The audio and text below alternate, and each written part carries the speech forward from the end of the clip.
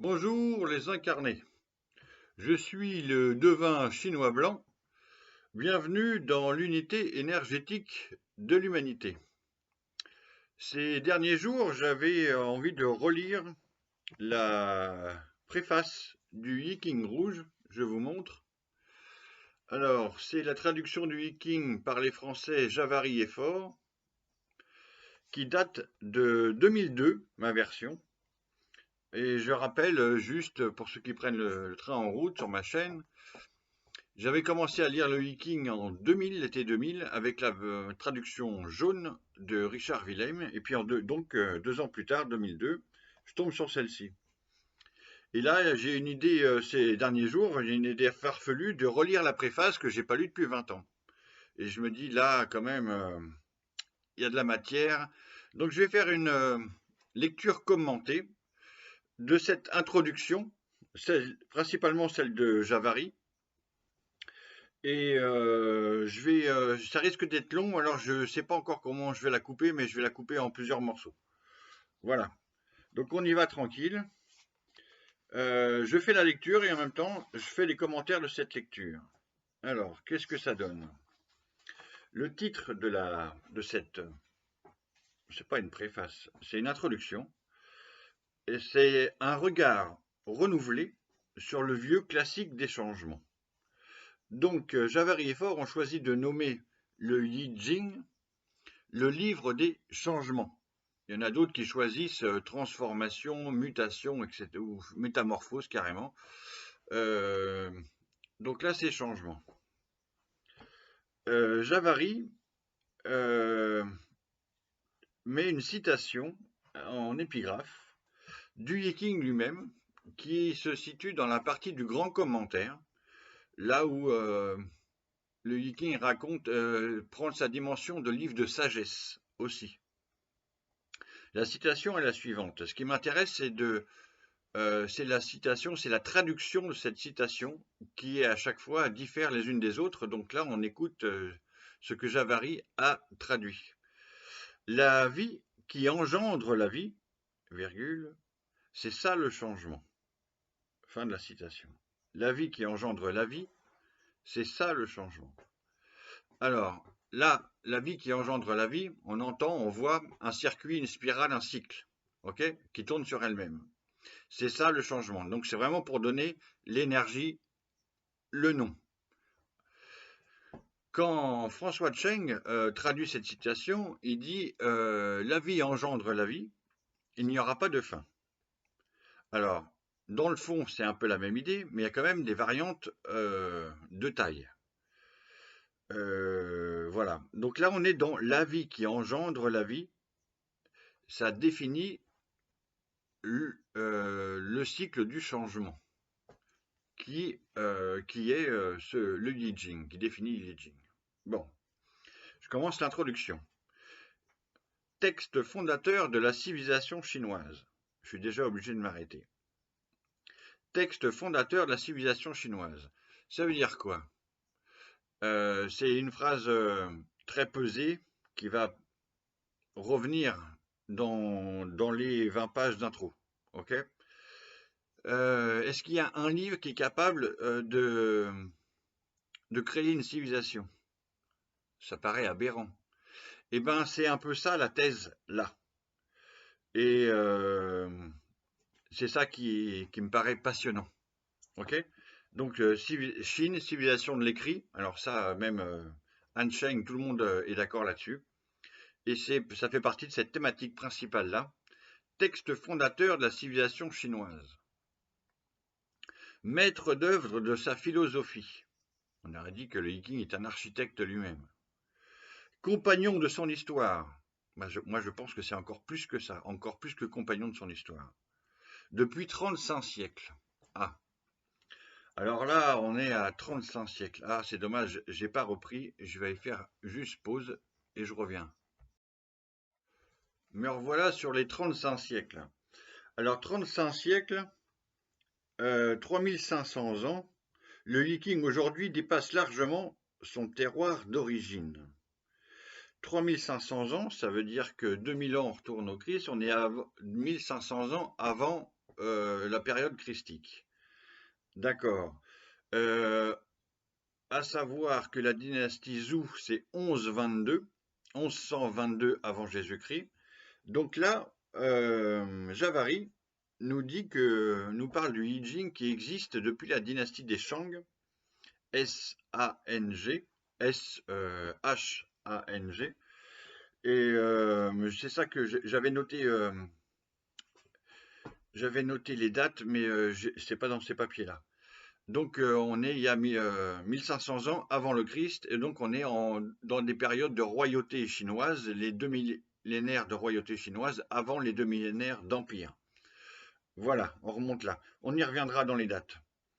Alors, du Yiking, on peut dire, le point ouvrir les guillemets, on peut dire ce qu'on dit volontiers du livre de la voie et de la vertu, le Dao Te Ching, attribué à Lao Tzu. Citation. Né du génie d'un peuple, il est devenu patrimoine de l'humanité tout entière.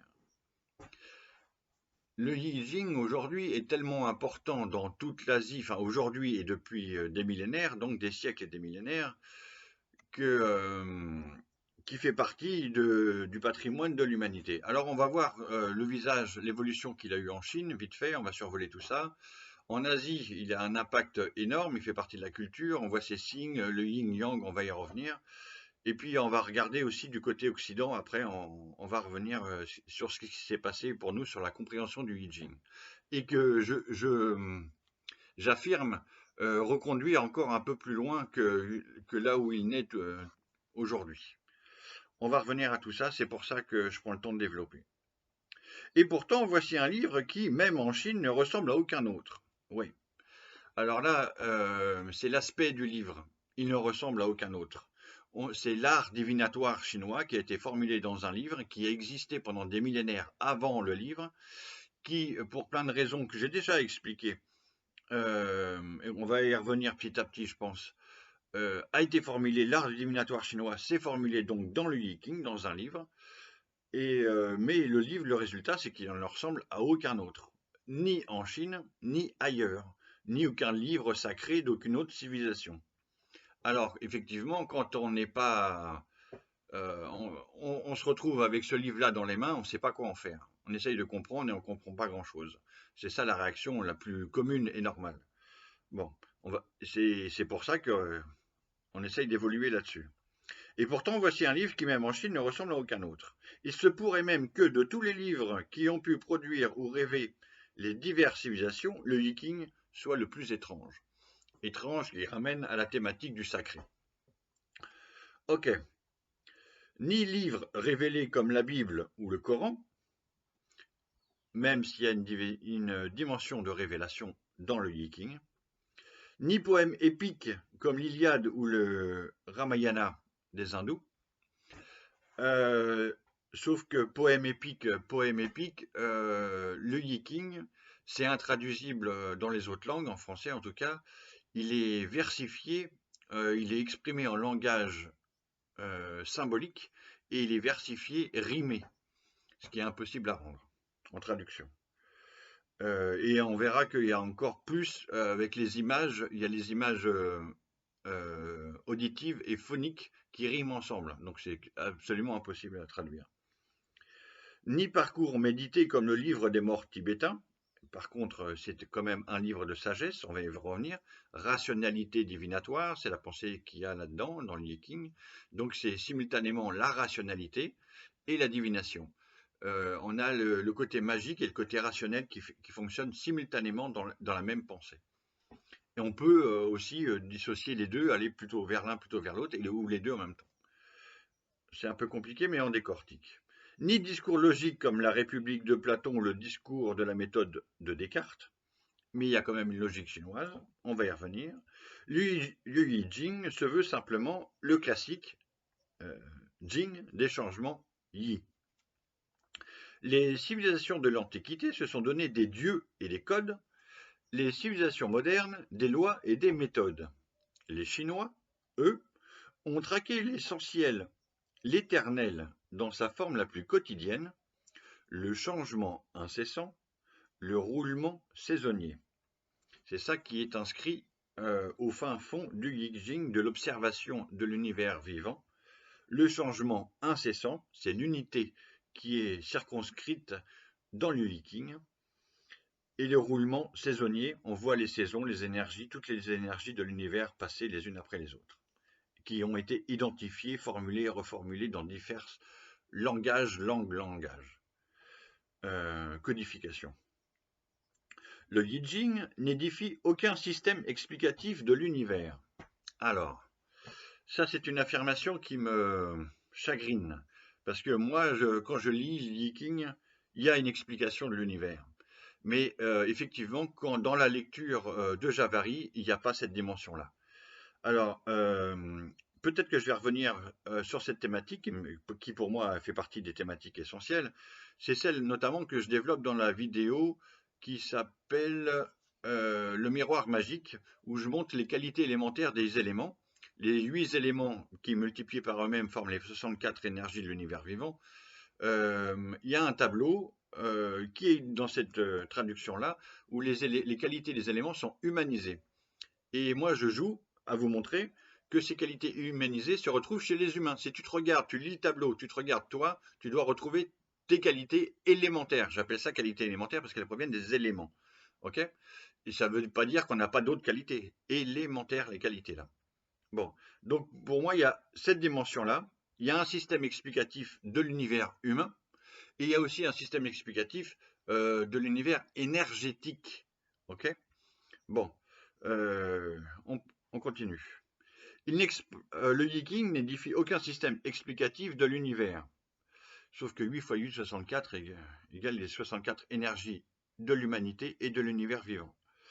Il n'explore pas la cause de son existence ou la finalité de son devenir. Oui, mais il y a quand même un explicatif de l'humanité, de l'énergie de l'humanité, l'unité énergétique de l'humanité. Il ne révèle rien qui doive être l'objet d'une croyance. Bon, on n'est pas dans une religion, mais on est quand même dans du sacré. Il faut respecter le I Ching, le I Ching, comme un livre sacré. D'ailleurs, si on se trompe dans un tirage, il y a une solution qui donne tu t'es trompé. Donc on est dans du vivant et du sacré. Il faut respecter ça. Le I Ching ne fait que constater une évidence, que ne rejette aucune foi, que ne contredit aucune science. Le changement est la vie même. Si on peut être sûr d'une chose, c'est que la vie, c'est le changement, et le changement, c'est la vie. Ok, ça c'est le parti pris de l'observation des Chinois de l'univers vivant. Et c'est de là que résulte le I Ching. La raison de cet état de fait le laisse indifférent. Seul l'intéresse le fonctionnement de ce processus sans cesse à l'œuvre. Et cela à la seule fin de permettre à chaque humain de s'y insérer de la façon la plus efficace possible. Donc là, on va voir que ce n'est pas mon point de vue principal, mais que le point de vue de Javari est fort dans leur traduction, et que le I Ching est vraiment un outil, un ami à qui on peut poser une question grâce aux oracles du I Ching et qui nous répond. Donc un ami avisé à qui on peut poser des questions, et on peut aussi, les entreprises peuvent aussi se servir du I Ching comme un outil énergétique. Voilà. Donc on retourne à la traduction, au texte. Véritable socle du mode de pensée chinois. Alors ça, je m'arrête quand même.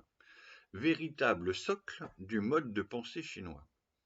Pour ceux qui prennent ma chaîne en route, je répète vite fait, je ne suis pas sinologue, je ne suis pas chinois, je ne suis pas un Han, je ne parle pas le chinois, je ne sais pas l'écrire, j'ai quelques notions mais je ne sais pas. Par contre, véritable socle du mode de pensée chinois, à force d'étudier le I Ching, et je parle, pour faire simple, je parle couramment le I Ching, mon mode de pensée, je suis devenu chinois par le mode de pensée. Alors, j'ai déjà parlé de ça dans une autre vidéo, comment je suis devenu taoïste, par exemple, et après je suis devenu chinois, et puis on va y revenir au Tao, c'est marqué dedans. Donc, véritable socle du mode de pensée chinois. Rien que la phrase, on pourrait faire 1 heure dessus. Il y a eu un millénaire où les mandarins chinois devaient apprendre par cœur le Yi Jing, de celui qui voulait devenir, je sais pas exactement, maire d'une ville, ou préfet, ou sorte de député, ou ministre. Tous les Chinois lettrés connaissaient le Yi Jing par cœur, pendant plus d'un millénaire. Alors, je sais plus si c'est les Ming, etc. Je suis pas sinologue non plus, donc j'ai des notions, mais j'ai pas tout par cœur. Considéré au pays du milieu comme le fondement du raisonnable, le fondement de la raison, c'est quand même un certain fond, n'est-ce pas? Et l'outil de base de l'intelligibilité du monde. Alors, ça commence à être pas mal. L'outil de base de l'intelligibilité du monde. Grâce à l'observation, la très riche et profonde observation qui résulte de l'écriture du texte du Yi Jing, de l'objet livre qui en résulte, le Yi Jing est devenu lui-même un outil pour comprendre le monde, qui nous aide à comprendre le monde, qui aide chaque humain qui l'ouvre à comprendre le monde.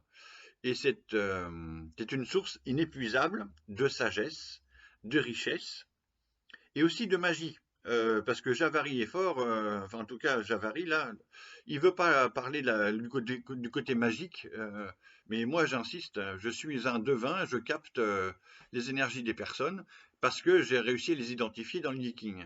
Donc il y a bien de la divination là-dedans. Je développe pas, c'est pas ça le thème d'aujourd'hui, donc je développe pas plus, mais je le rappelle quand même à bon escient. Outil de base de l'intelligibilité du monde. On pourrait faire aussi une demi-heure là-dessus. Ça rappelle les 8 trigrammes de Fowey, les éléments, on peut comprendre le monde. J'ai montré plein de textes, parce que j'ai écrit une œuvre littéraire tout de même si aujourd'hui j'appelle ça ouvertement de la censure, si les éditeurs n'en veulent pas. J'ai montré plusieurs textes, de nombreux textes, où je montre comment on utilise le Yiking pour mieux comprendre le monde d'aujourd'hui. Alors, je l'ai fait par exemple avec Marguerite Yourcenar, un essai de 80 pages, où je décortique son langage. On va y revenir sur cette thématique du langage. Une énergie du Yiking, une des 64 énergies, développe un certain vocabulaire. Et ça, j'ai voulu le démontrer. Je l'ai montré dans les contemplations d'Hugo. Donc là, il y a une vidéo où je montre l'idéogramme, par exemple. On voit les 9 regards d'Hugo dans les contemplations. C'est une façon de le montrer. Et j'ai encore toute une panoplie où je montre plein d'autres choses sur l'intelligibilité du monde. Par exemple, le Yiking peut servir à comprendre le monde en direct. Je m'en étais servi, par exemple, quand DSK se fait, avec l'anecdote du Sofitel de New York, se fait emprisonner direct là, je capte son énergie à ce moment-là, et j'écris un texte où je montre où se situe son énergie, sa problématique, du grand qui chute par une petite, le pourquoi du comment. Donc un outil sur l'intelligibilité du monde. Bon. Véritable socle du mode de la pensée, du pensée chinois, considéré au pays du milieu comme le fondement du raisonnable et l'outil de base de l'intelligibilité du monde, le Yi Jing a servi de référence et de vocabulaire à la quasi-totalité de ce qui s'est passé en Chine durant les 2 derniers millénaires.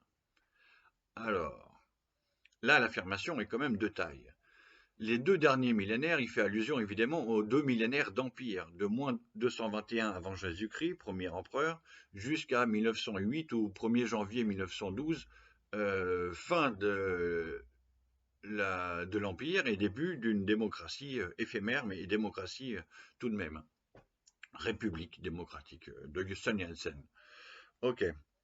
Donc là, ils disent, a servi de référence et de vocabulaire à la quasi-totalité de ce qui s'est pensé en Chine durant les 2 derniers millénaires. C'est-à-dire que la pensée chinoise émane, c'est comme un socle philosophique où il y a toute la pensée des Chinois qui provient de l'étude de ce livre tellement il est riche. Okay, et donc il y a quand même des commentaires de ce livre qui existent depuis des millénaires aussi, Wang Bi, etc. Et moi, je considère depuis le départ que mon travail, c'est aussi dans une certaine dimension, un commentaire du livre des mutations. Voilà, ou des changements ou des transformations, c'est pareil. Alors, pour illustrer ça, par exemple, Vary développe Yin et Yang, par exemple, les piliers de la dialectique chinoise, tout le monde a déjà entendu parler du Yin et du Yang, deux termes qui furent inventés pour expliquer et généraliser ce que le Yiking expose. Alors là, on rentre dans une autre dimension que tout le monde est capable d'entendre.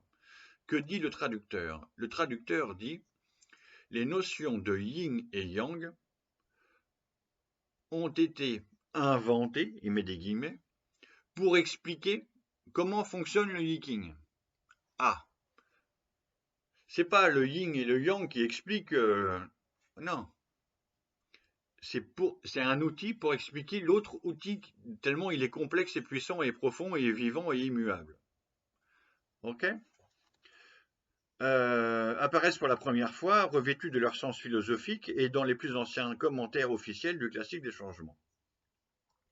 Alors là, c'est pas développé ici, mais je le rappelle, Javary dit ailleurs que Yin et Yang ont été inventés par la dynastie des Han. Donc là, c'est 200 ans avant Jésus-Christ, 200 ans après Jésus-Christ. Et donc c'est postérieur, c'est après l'écriture et la formulation définitive du Yi. Même si le texte semble encore, comment ça, se profiler encore un peu, il y a une tradition chinoise qui considère que le Yi Jing est fini d'écrire, qu'il y a plusieurs grands personnages de la dynastie des Zhou, dont le roi Wen, son fils le duc de Zhou, et Confucius en moins 479 qui décède. Donc à cette date-là, il y a 25 siècles, le Yi Jing est considéré comme terminé en tant que texte. Mais on retrouve différentes versions à différentes époques. Ok? Bon, voilà. Il y a une citation. Quand on examine les anciennes mentions de Yi Jing dans l'histoire littéraire chinoise, on note la prééminence qui lui est reconnue. Les autres classiques n'atteignent pas à sa profondeur, ou si l'on préfère, à sa sublimité. Alors, oui, dans la culture chinoise, il y a 5 canons. Alors, j'ai plus les 5 en tête, j'ai pas les noms. Moi, il y a Shinji, il y en a un pour l'histoire, il y en a un pour la poésie, un pour la littérature, etc. Mais si on regarde, on compare les, ça dépend à quelle époque, hein. Pas encore à l'époque du premier empereur, mais je sais pas à quelle époque il compare là. Euh, le Yi Jing prend un ascendant sur les autres tellement il est important sur les autres canons. Voilà, tellement il est ancré dans la culture chinoise. Donc, un médecin du XVIIIe siècle qui s'appelle Zhang, auteur d'un livre, d'un ouvrage médical faisant toujours autorité aujourd'hui, résume cela dans sa préface en disant, deux points ouvrez les guillemets, pour connaître le fonctionnement du corps humain, il n'y a rien de mieux que le Nei Jing, le classique de l'interne, écrit vers le IIIe siècle avant notre ère, et qui reste le livre de base de tous les acupuncteurs. Mais le corps, comme toutes les choses vivantes, fonctionne selon les principes yin-yang.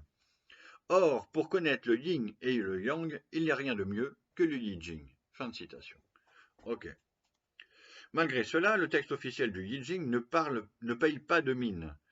Une édition complète en chinois compte environ 10 000 idéogrammes.